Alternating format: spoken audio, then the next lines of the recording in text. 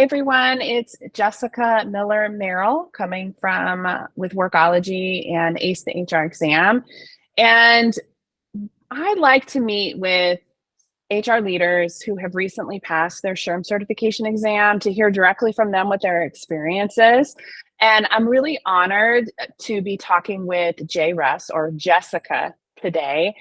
Jessica, thanks for tuning in or joining us and sharing some of your experiences with us here on video. Sure thing. I'm glad to be here. So, first things first, let's talk about your background and what you do in HR, and then if also share maybe which exam that you signed up for and took. Yeah, I started my career out in community development, but for the past decade or so, I've been in the startup tech space, primarily really early stage startups as you're getting your seed round of funding and Series A round of funding. And so I've usually been a team of one that helps grow teams. And that means I get to do a little bit of every part of HR. And so I decided to take the senior certification exam with SHRM because I had had the years of experience and I knew that a lot of my work is more strategic focused. But yeah, it's never been something that's really valued in many of the early stage companies that I've worked at. But since I'm looking at a little bit larger companies now, most of them prefer a certification. Were you scared about taking the SCP? Why didn't you go with the CP? Sometimes I'm asking because sometimes people are like, "Oh, I'm going to go with the CP first." Is that did you have the CP first, or did you just dive right into the SCP? I dove right in. I didn't know much before diving in, and so I just took there was a SHRM webinar that said, should I take CP or SCP?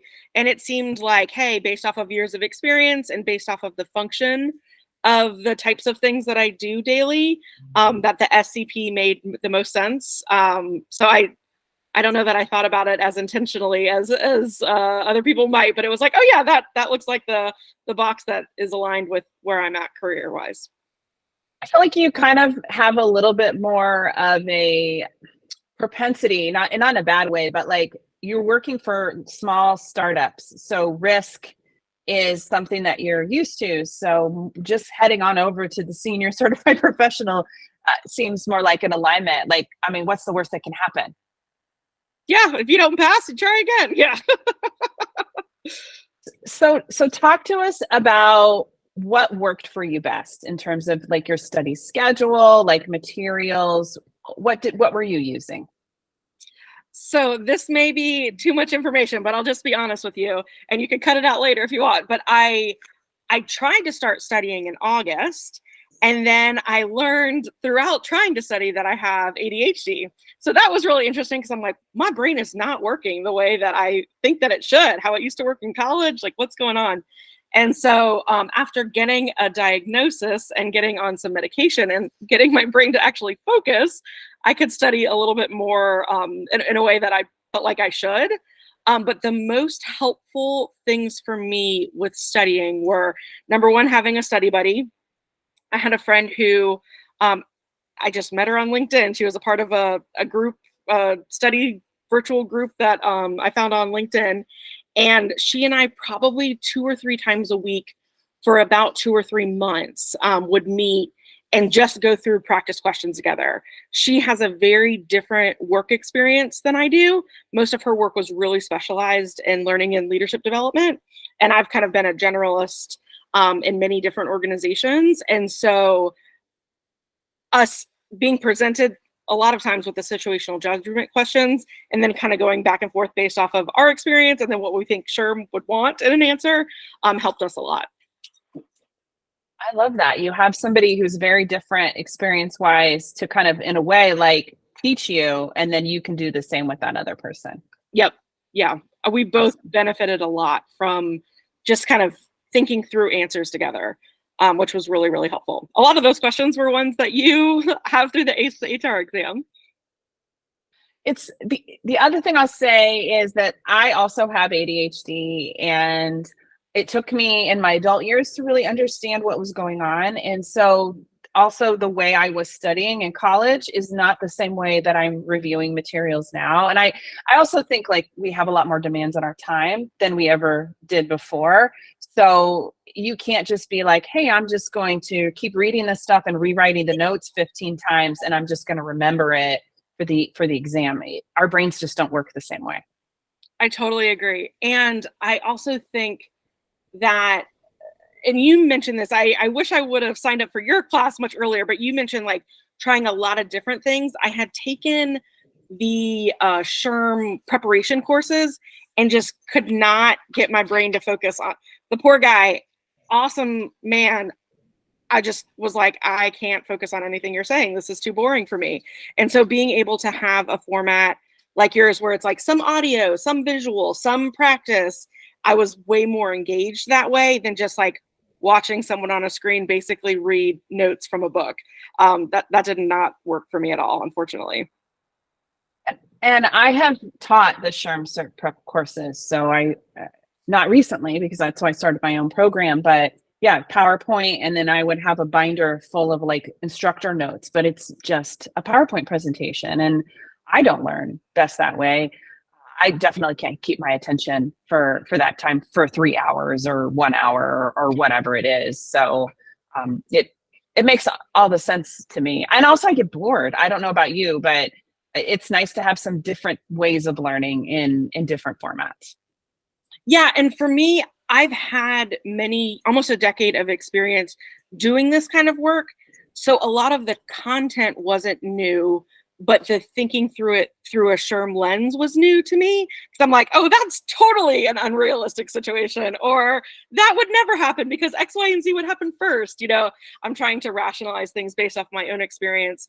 And then once I got to the place of like, okay, I just need to create a persona of like how SHRM would approach this, that was really helpful. Because I'm like, they're not asking me to quantify if their questions are appropriate or not. I'm just kind of needing to give them the types of responses and strategic process that they're looking for, and almost developing a persona in my head of how someone from that organization would approach the questions helped me a lot. Yeah, not necessarily how your startup founders would respond, because that is, well, that's a show. that's a whole reality show. What was one maybe other literally a Silicon Valley we can talk about that in more detail another time, but I agree with you. What is maybe one other thing you wish you knew before you took the exam? Obviously your diagnosis, which I think is really important, but anything else? Yeah, one of the things I didn't expect, and I didn't see this on any kind of test prep help, it was interesting to me when I took the exam that all the situational judgment questions had the actual situation paragraph or a couple paragraphs first. And then if it had 2 questions, the next slide would be, again, it would put the actual situation and then the question. So to be able, I don't know why, but I was like, oh, this feels simpler in the test format than it did in the practice format, because I just read the situation first and I could do the highlighting there. I didn't really know how that would work, but you legitimately can just like click and highlight or click and, exclude an answer. And reading that first without the context of the questions for some reason helped me, and was thinking, man, this might be helpful for other people if they know that's the first focus. And then, that you got 2 or 3 questions after you read the situation. I love that. How do you feel like getting your HR certification has maybe already or is going to help you meet your personal and professional goals? That's a fun one. I am open to dreaming about it. I just found out legitimately like 2 or 3 days ago that I could put the badge on my LinkedIn. So I'm new to this world. I think especially during job searching, it will help me stand out against candidates who don't have a certification. And then I also feel like with a lot of the material that I've learned, while I might not go back to it frequently, at least I have a starting place for like, if there is a situation like this, I can go back and like review a little bit of how you might approach this from the start. So I think the resource that's available and the personal branding aspect will be beneficial. I would say I love continuous learning anyway. And so a lot of the times I'd be taking courses where they're like, oh, you can get your SHRM credit there. And I'm like, oh, I actually can like use that for something now, as opposed to before just being like, oh, well, it's a cool thing that I'm working on. So I'm excited that there's a little bit of a almost a gamification of my learning now that I can use throughout the next few years. I just resubmitted my recertification, so don't wait until the last minute to do it. It lasts for 3 years, and with SHRM, you can now roll over some of the credits. So if you have 80 credits that you submit, then that means next year you only have to submit the 40 credits instead of the 60. So very cool. I did not know that. Okay. Yeah, it was helpful because I'd already banked some. So yeah, but overachiever. That's all.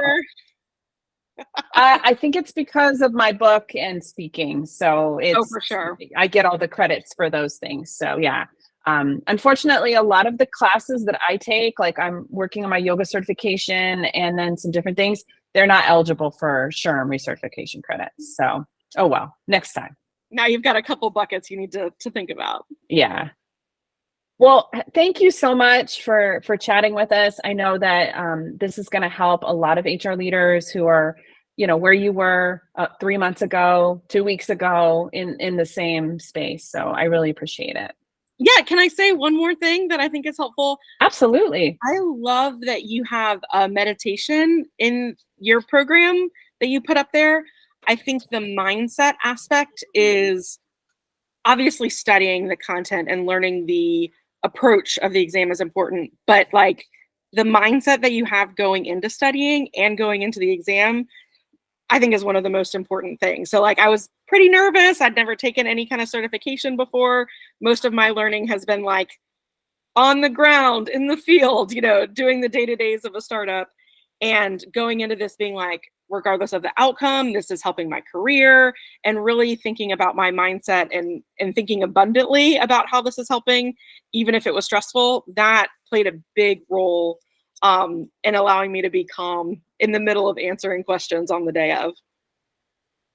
That makes my really, and that's something that I haven't ever heard any SHRM instructor or HRCI program talk about, but it's something that I do myself.